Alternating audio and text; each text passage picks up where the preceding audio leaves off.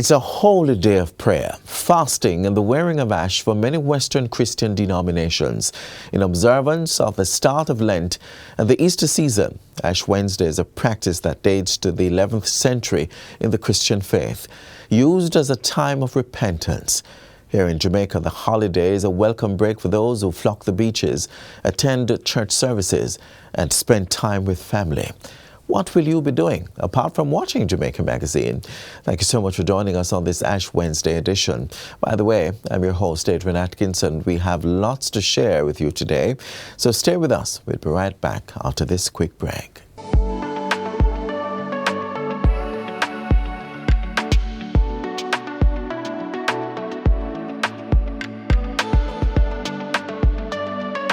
Looking for that next science project? One that will make a lasting impact and one that's also economically beneficial? Look no further than the National School Tree Planting Competition. We're calling on all schools from early childhood right up to the tertiary level to sign up for this worthy cause. The school that plants the most fruit or ornamental trees will get $300,000. Visit the Forestry Department's website to submit your entries for a chance to win awesome cash prizes and awards. Don't forget to download the 876 Trees app and see the progress of each tree planted. Get those green thumbs working and let the planting begin. Entries close on February 28, 2023.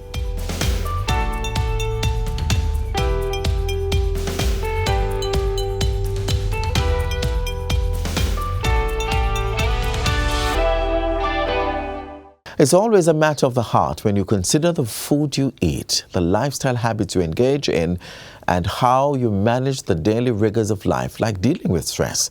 We want to help you stay on the right track when it comes to living your best life. Here's why taking care of your heart is essential to winning in life.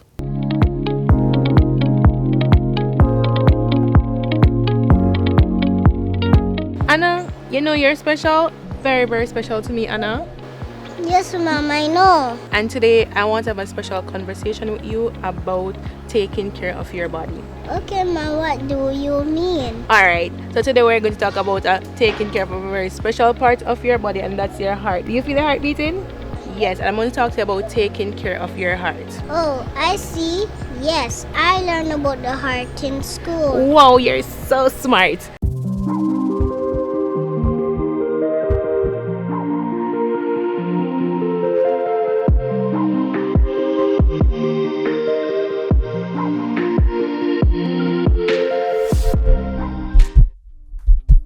You normally go unaware of it beating 100,000 times per day as you move about. But what if it stopped and you could have prevented that? This complex and delicate organ is responsible for pumping the blood supply that carries oxygen and the nutrients needed for your body to function properly. It's time to stop and find out what you need to do to keep your heart beating. Professor Ernest Madu is an internationally recognized nuclear cardiologist, as well as the founder and chairman of the Heart Institute of the Caribbean. He tells us what is normal in heart health. If you're looking for what is a normal heart rate, it's usually, we say, it's about 60 to 100 beats per minute. Normal blood pressure, we want to keep it systolic, the top one. It should be around 120. And the bottom one should be less than 70. Those will be what we'll consider normal. If it's high, it's hypertension. If it is low, it's hypotension. So very high blood pressure is not good. Very low blood pressure can also cause problems. A very high heart rate is a problem. Very low heart rate is also a problem. It's only about the size of a fist, but has a huge responsibility as it bears the weight of supporting all the other organs in the body. To practice good heart health, you will first need to understand the risks of having a bad heart. Cardiovascular diseases, including heart disease and stroke, are the commonest cause of death and disability in Jamaica. We estimate, just from our own studies, we estimate that perhaps more than 7,500 people have a heart attack every year in Jamaica the first time. And then about half of that number have a second heart attack. Many people with heart attack will not survive unless appropriate intervention happen in a timely manner.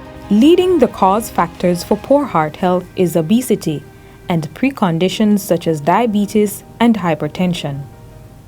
The call remains loud for people to take seriously the lifestyle changes that support hearty living. Parents are encouraged to develop this culture in their children. Parents must adequately inform themselves, because you can't train somebody in what you don't know.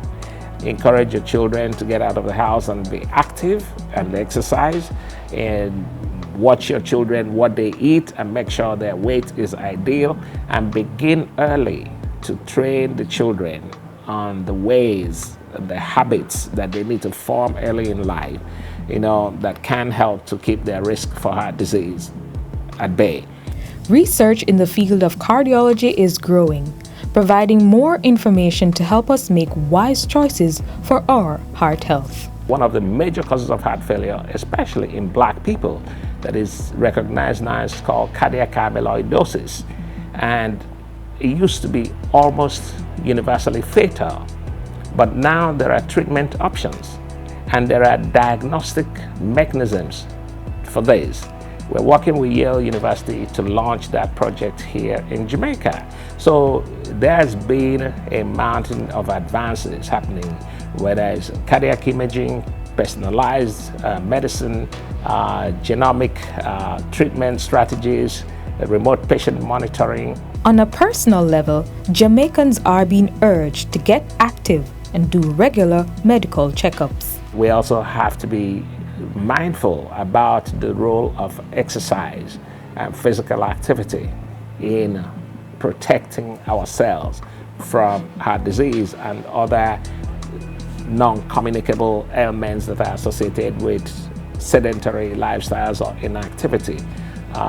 The Minister of Health, Dr. Tufton, has been aggressive in pushing Jamaicans to get out and exercise, and I think that is a step in the right direction. Early detection is very important. We need to recognize that the idea that every pain is gas is not helpful. When people feel that discomfort, they need to seek medical attention.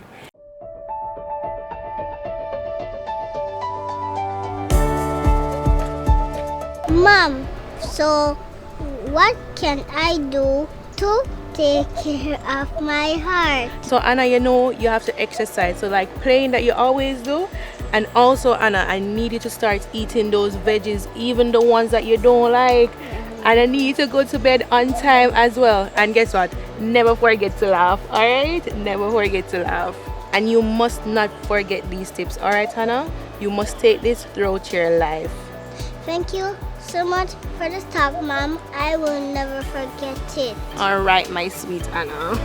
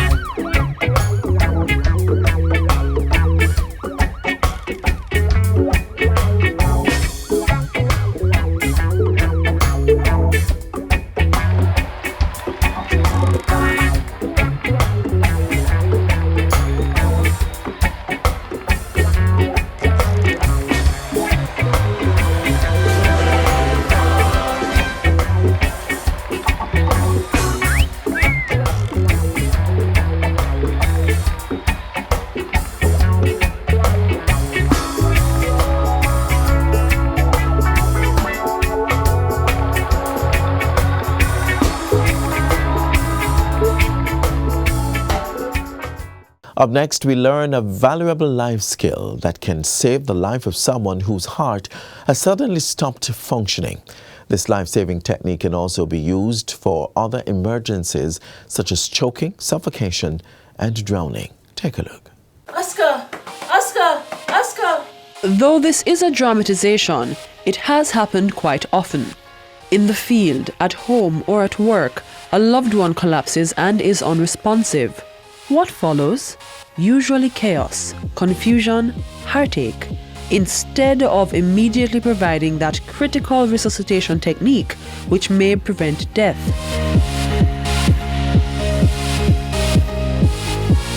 CPR stands for cardiopulmonary resuscitation. It is a skill that is an emergency skill that is used to revive someone whose heart has stopped beating.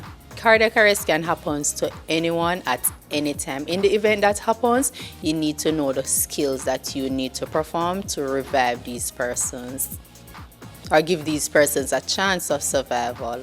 We never know when we'll be in a situation where we need to help someone else. It's really just a little bit of your time, and I think it would be a worthwhile investment in learning these skills so we can render assistance. Even when someone is choking, the techniques learned in CPR may be applied to save that person from asphyxiation. To release the person's airway, position yourself behind them and clasp your fist at the navel and roll in an upward motion. When someone is unresponsive, that's a whole other ballgame. The person may become unresponsive for several reasons. For instance, they could have a medical condition. To really know if someone is unresponsive and in need of CPR, Tap the person's shoulder and shout, "Sir, sir, sir," or "Ma'am, are you okay?" Once the person is not responding to you, and they can respond in several forms. They can answer by moaning, they can groan, they can open their eyes, they can move a limb. If the person is not responding to you, now you need to scan the chest and look if you see breathing. Once the person is not breathing, they are termed as being unresponsive.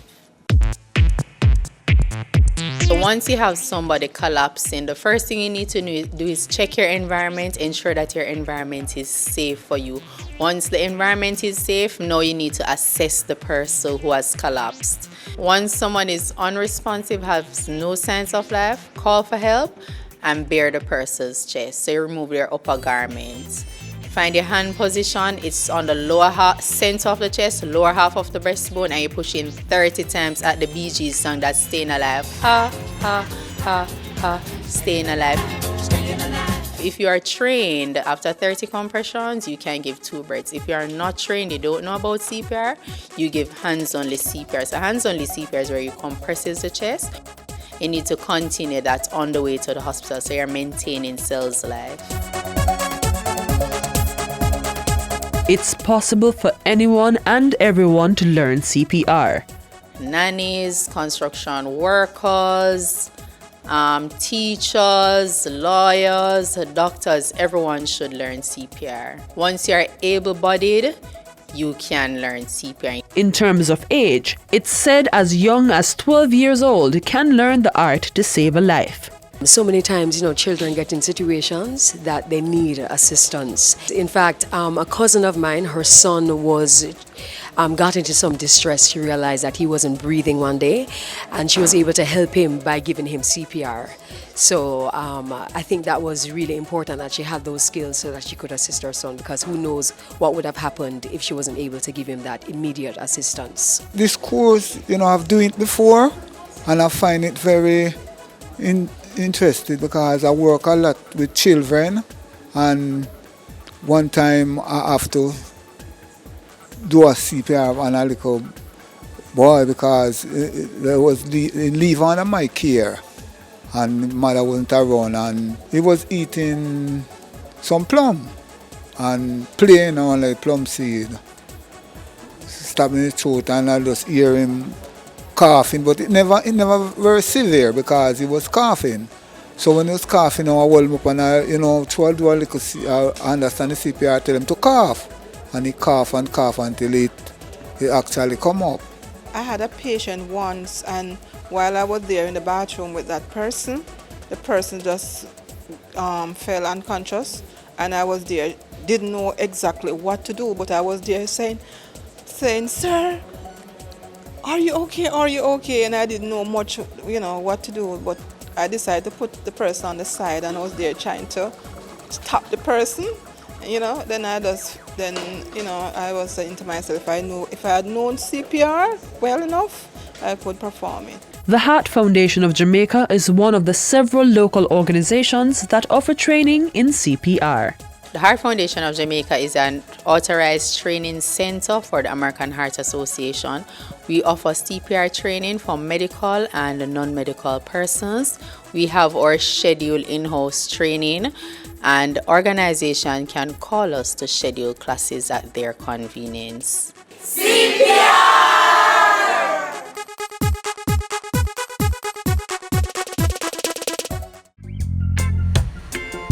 Hi, I'm Suzanne Rousseau. I am one half of a sister team. This is my sister Michelle. We're lots of things. We're restaurateurs, we have been caterers, we've been in the food business for the past 20-something years. Our father was also a hotelier and in the restaurant business, so we grew up in a functioning, operating restaurant just because we were around that environment a lot.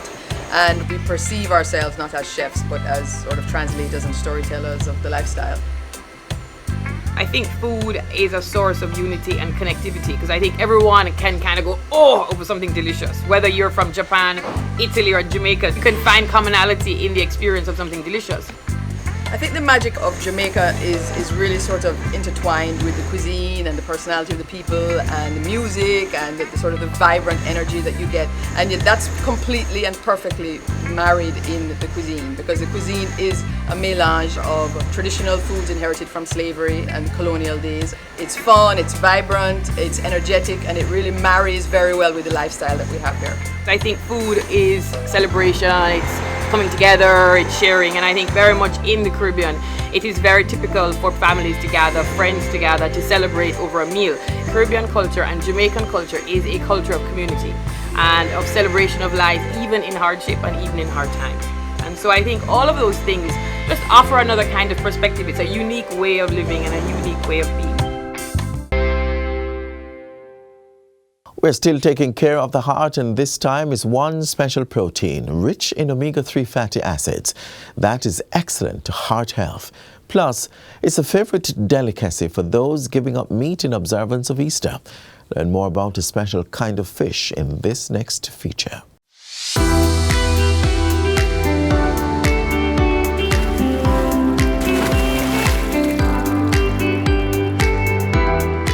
According to the Food and Agriculture Organization, in a 2011 UN-published report, Jamaica has one of the highest levels of fish consumption per capita in the Americas, with 30.6 kilograms of raw fish weight per annum.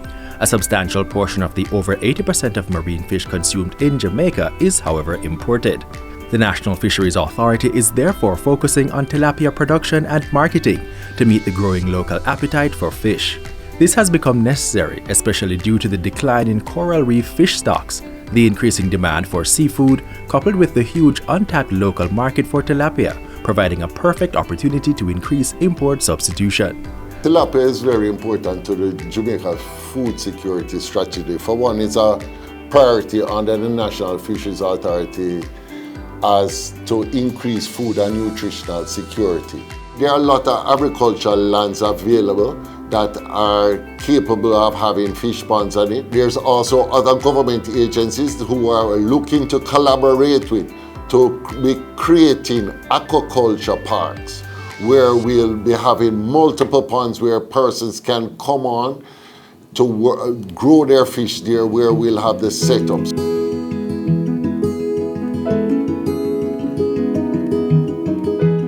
We're teaching our farmers to do this as a business, to do it technically sound, to use the technical advice that the NFA will provide for them so that they will be able to become more profitable, where the growth times will be shorter, where the quality of the fish will be better, where the consumer will be happier. Getting started in fish farming, it's as easy as ABC. Persons first need to get in contact with the National Fisheries Authority. Then Someone from our office will actually come, speak to the person, make arrangement to come and visit the location, and then we'll do what we call a site evaluation. Your next step is to get registered with the National Fisheries Authority. Registration process is easy. You call our office, also someone will come and verify that you are a farmer, and you would need some items such as a government issued ID, 2 passport size pictures certified by a JP, fill out the application form, and only $600. The local industry is regulated and supported by the government to ensure quality standards. Farmers will have to maintain their water quality where possible. They can get it assessed if needed. If you are feeding your tilapia according to stocking density, making sure that they're getting the right quantity of feed, then it reduces the risk of you overfeeding the pond, and feed that is not eaten by the fish will then stay in the pond and become rotted. That will of course disrupt your water quality. This is the algae that they will feed on that will permeate through their system and causes the flesh to taste like mud. Depending on the size of the pond, so if it's a 1 acre pond, well, that 1 acre pond can stock anywhere between 10 to 15,000 advanced fries, and those normally take 6 months to reach maturity. If you live on your farm, it can be extremely profitable. You can make 50% on your investment in every crop. We look for ponds that are not aerated, not artificially aerated. We look for about 4,000 pounds per acre per crop, and ponds that are aerated, we look for between 6,500 to 8,000 pounds per acre. You have to maintain the best water quality possible, especially as you approach harvest time. A lot of people in Jamaica don't really fully know about tilapia. I introduce it to a lot of people, and some of them are my best customers now, and before that they never know much about tilapia. Aquaculture, especially that of tilapia, can fill the gap in the health-conscious demand for quality seafood products.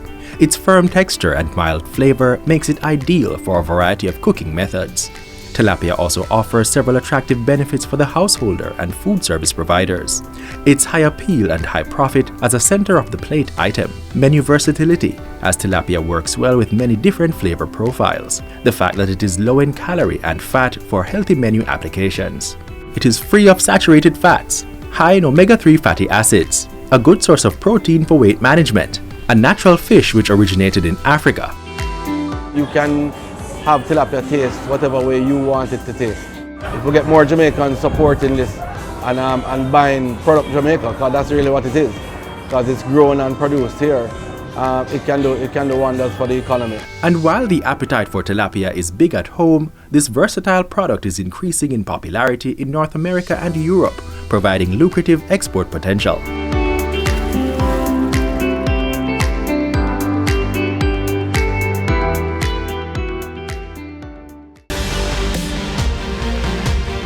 Yes, walk right over there and drop it in the bin.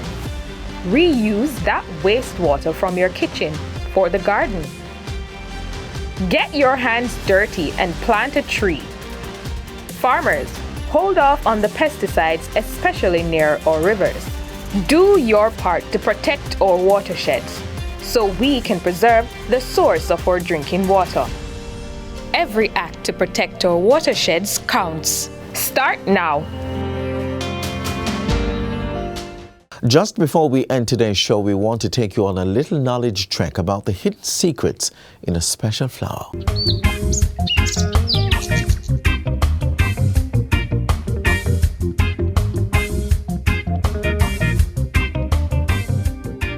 Christopher Columbus saw it here when he came. It means wood of life in Latin. It's world-renowned for its medicinal, ornamental, and industrial properties.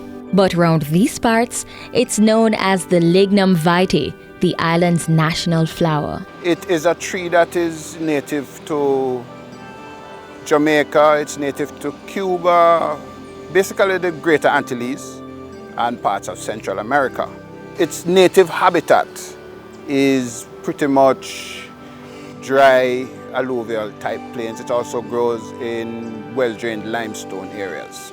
This short, compact tree takes over 100 years to grow up to 30 feet tall.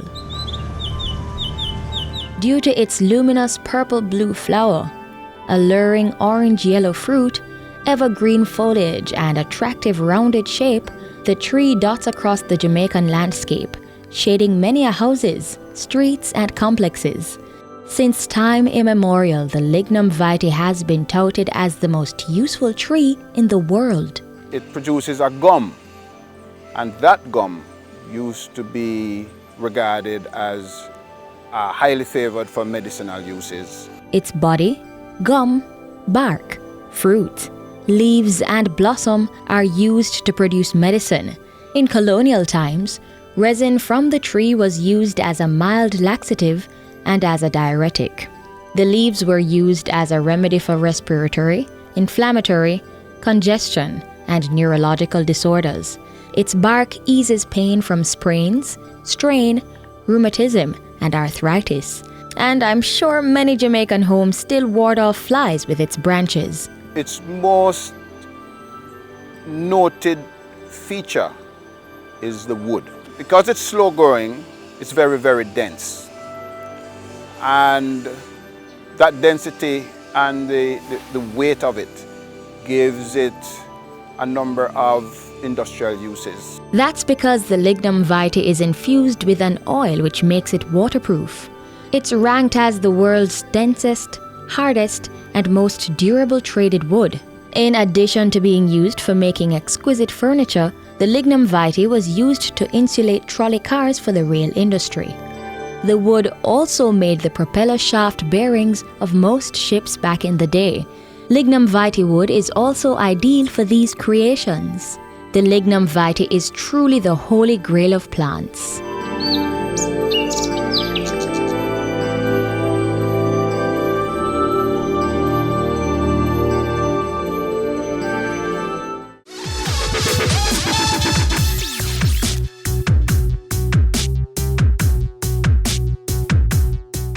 As you relax on this holiday break, we have some useful lifestyle tips that will help to enhance the quality of your life. Let's use the word trees to remember these concepts. T is for time. We all think we have so much of it when we don't realize how little we have. Use time well, go after goals, laugh every day, and be grateful. R is for rest. When was the last time you slowed down and listened to your heart beating? Sometimes rest means doing nothing and allowing your mind to relax. Sleep is also important for getting the best out of yourself. E is for excel. Always want to excel in life and be driven. Get upskilled and pursue every task with the attitude to see the best quality.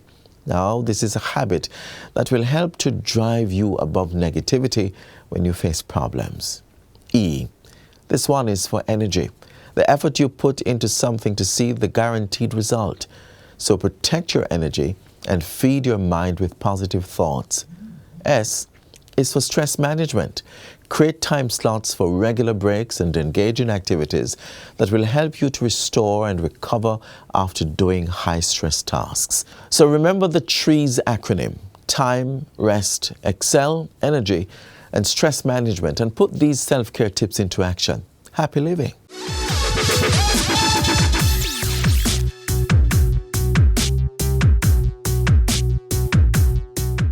Be sure to join us again tomorrow for another informative edition of Jamaica Magazine. Catch the latest updates and find more content like this on our website, jis.gov.jm.